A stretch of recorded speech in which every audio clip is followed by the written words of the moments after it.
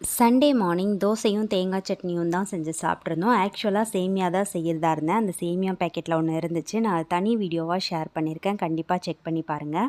ரொம்ப நாள் கழித்து மீன் வாங்கிட்டு வந்திருந்தோம். அதனால் குழம்பு வச்சுட்டு பொரிச்சிடலான்னு மசாலா தடவி கொஞ்சம் எடுத்து வச்சுக்கிட்டேன். பொதுவாகவே மண் சட்டியில் மீன் குழம்பு வச்சா ரொம்பவே நல்லாயிருக்கும்னு சொல்லுவாங்க இல்லையா? அதனால் இன்றைக்கி மண் சட்டியில் தான் ட்ரை பண்ணியிருந்தேன். எங்கள் அம்மா வைக்கிற மீன் குழம்பும் கருவாட்டு குழம்பும் தனி டேஸ்ட்டுங்க. அவங்க ரொம்ப சிம்பிளாக தான் வைப்பாங்க. ஆனால் வேறு லெவலில் இருக்கும் டேஸ்ட்டு. இன்றைக்கி அவங்க வேலைக்கு போயிருந்தாங்க. அதனால் நான் வச்சேன். நானும் எங்கள் அம்மா வைக்கிற மாதிரி தான் கிட்டத்தட்ட வைப்பேன். இருந்தாலும் கைப்பக்குவம்னு சொல்லுவாங்க இல்லையா? அது எல்லாருக்கும் வந்துடாதுல்ல. புளி வந்து இது ஊர்லேருந்து எடுத்துகிட்டு வந்திருந்தது. நல்லா கெட்டியாக சாறு வந்துச்சு. நான் அளவு தெரியாமல் கொஞ்சம் நிறையவே ஊற வச்சிட்டேன். அதனால் கொஞ்சமாக எடுத்து வச்சுட்டு மீதியை தான் கரைச்சி ஊற்றியிருந்தேன். இது வந்து சீலா மீன். அதனால் கொஞ்சம் பொரிக்கிறதுக்கு எடுத்து பொரிச்சுக்கிட்டு அதோட தலையும் வாலும் கானாங்கழுத்த மீனும் சேர்த்து குழம்பு வச்சாச்சு. சண்டே எங்கள் வீட்டில் இதுதான் லன்ச் மெனு. உங்கள் வீட்டில் என்னென்னு கமெண்ட்டில் சொல்லுங்கள். தேங்க்யூ.